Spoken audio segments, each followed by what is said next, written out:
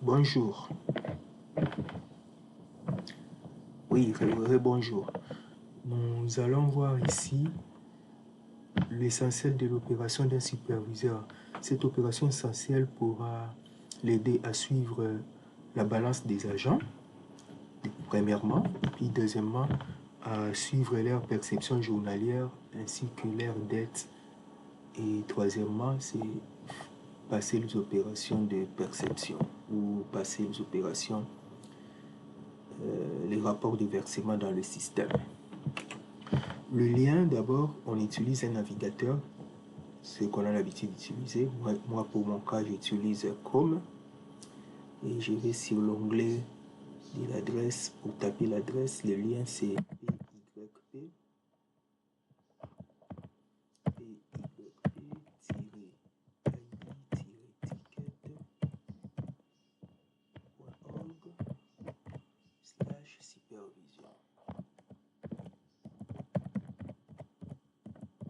Ça va me redirectionner sur le lien d'authentification. Là, je suis sur le lien d'authentification. Je mets le nom d'un superviseur. Je me considère que je suis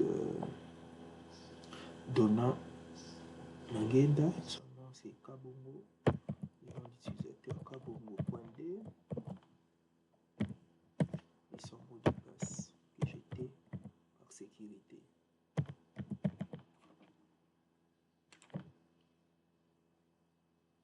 Là, Donna s'est connecté sur son compte superviseur. La première chose que Donna devait faire, c'est aller le matin, par exemple, il va aller vérifier si ses agents ont assez de balance. Bon, je vais utiliser un seul menu spécialement. Ici, je vais utiliser le menu suivi de perception.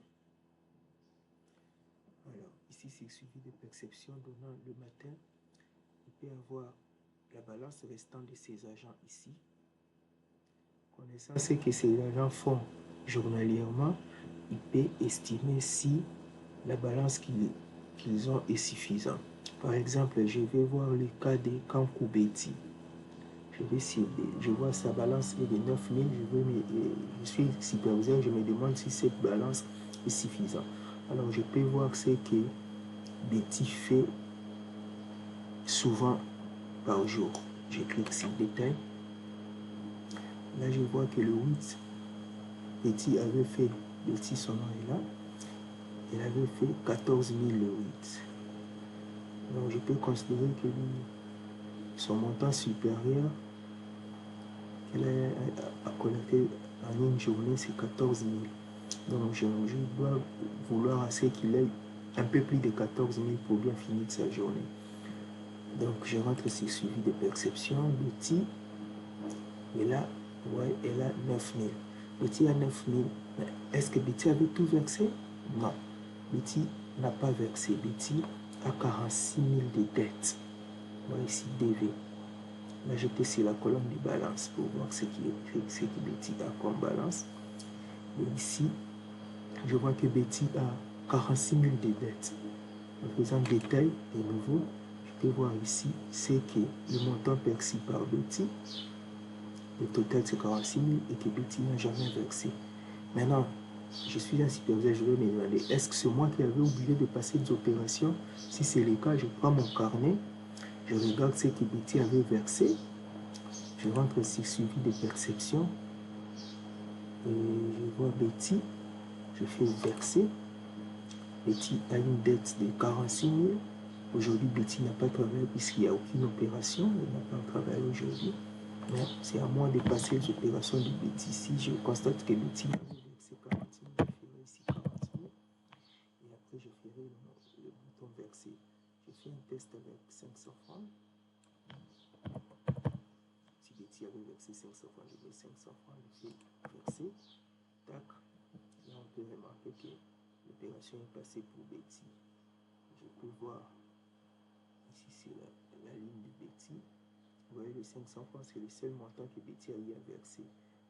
Et Betty a eu à collecter 46 000 francs. Le TR, c'est le total recouvré.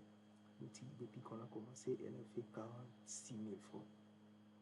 Mais elle n'a versé que 500 francs. Et le reste à verser, c'est 45 500. Et vous voyez, la dette des bêtises qui était, la balance des bêtises qui était de 9 000 est augmentée de 500 francs, les 500 francs qu'on a ajouté ici.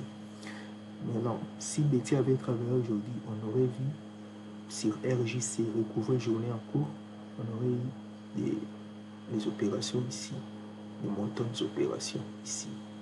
Donc, sur cette page de suivi des perceptions, je peux voir ce que l'agent a perçu à la journée en cours, c'est que le total qu'elle a eu à percevoir toute la journée, le montant, depuis qu'on a commencé plus tôt, le montant total qu'elle a eu à verser depuis qu'on a commencé, la dette à verser, la dette qu'elle a à verser, le montant global qu'elle n'a pas encore versé, et puis sa balance dans la limite des opérations qu'elle peut faire, que l'agent peut faire.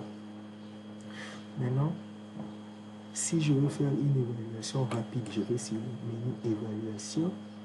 Ici, c'est juste, je vais faire une récapitulation pour savoir si la journée en cours, ici, ce qui s'affiche ici, c'est la journée en cours. Est-ce que les perceptions des agents vont s'afficher ici? Les opérations que j'ai passées de versement vont aussi s'afficher ici. Alors, je peux aller sélectionner une période pour l'évaluer. Par exemple, je me dis, depuis qu'on a commencé le 27 décembre, là, vous avez remarqué que j'ai utilisé l'engrenage à droite. Et je vais voir depuis qu'on a commencé jusqu'à aujourd'hui. Je fais recherche. Et là, ça me donne des perceptions par agent de cette période-là. Et ça fait 331 000. Et ce que j'ai passé comme opération, 70 000, c'est trop peu. Donc, en soi, les agents qui ne versent pas devront manquer les crédits. Et moi, si je passe les opérations de leur rapport, ils ne vont pas en manquer. Et ceux qui n'ont pas versé devront en manquer. Automatiquement, ils seront bloqués. C'est en fait ça l'utilité de passer des opérations de versement dans les systèmes pour que les agents ne soient pas bloqués. Bon, un autre menu que je pourrais expliquer ici, c'est le menu suivi du POS. Ici, c'est pour voir si les agents sont connectés. Dans la journée aujourd'hui, il n'y a personne, c'est pourquoi c'est vide. Si c'était une journée d'activité, on aurait vu le POS connecté ici.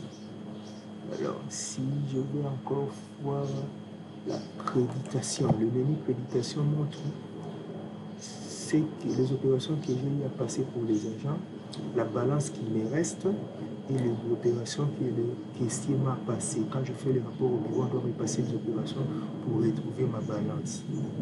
C'est ça. Donc, cet exercice de passer des opérations au niveau du bureau, on les passe en faveur des superviseurs pour qu'ils soient crédités. Le menu monitoré nous donne les opérations un par un, les opérations de perception de terrain. Ici, là, c'est vide, c'est puisqu'il n'y a pas d'activité aujourd'hui. Si je veux voir pour une certaine période, je peux aller alors faire ça. Je me dis par exemple le 15, ça sont la même date du 15, pour voir ce qu'il y avait comme opération le 15. Vous voyez les motos ou les véhicules taxés, le 15, c'est ça. Et ici, en cliquant sur les liens ici, l'adresse, je peux retrouver où se trouve l'agent, où s'est trouvé l'agent au moment où il passait cette opération-là. Bien sûr, si le GPS était bien activé sur son POS. Vous voyez là, on retrouve l'agent et que si j'ai des zones ici, je peux voir. Ça, c'est l'entrée Kinkole et là, c'est près de la commune. C'est là où l'agent était. Je peux voir même de près pour voir l'avenue. C'est entre l'avenue Mouindi et l'avenue Bopété. C'est là où il était. Donc, un autre menu qui est aussi pour aussi être intéressant ici, je vois la géolocalisation, par exemple. On va donner ici une carte électrique. Bon, on va y travailler.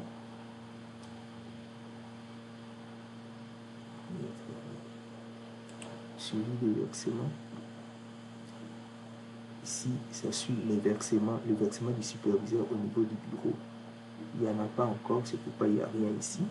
Sinon, ici, ça donne une récap.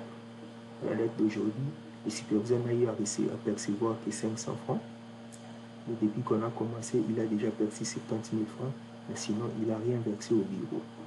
C'est ce qui montre ici. Et ça, c'est le montant qui reste au superviseur pour verser au bureau. C'est le suivi du superviseur par rapport à la caisse qui est serrée au bureau. Je compte, je me limite là, je montre aussi le suivi de perception ici, où on peut tout voir, presque tout voir, et aussi suivre, passer les opérations de perception ou de versement des agents. Bon, merci. Ça fait plus de 10 minutes que l'on a passé cette vidéo qui montre l'activité des superviseurs. À la prochaine.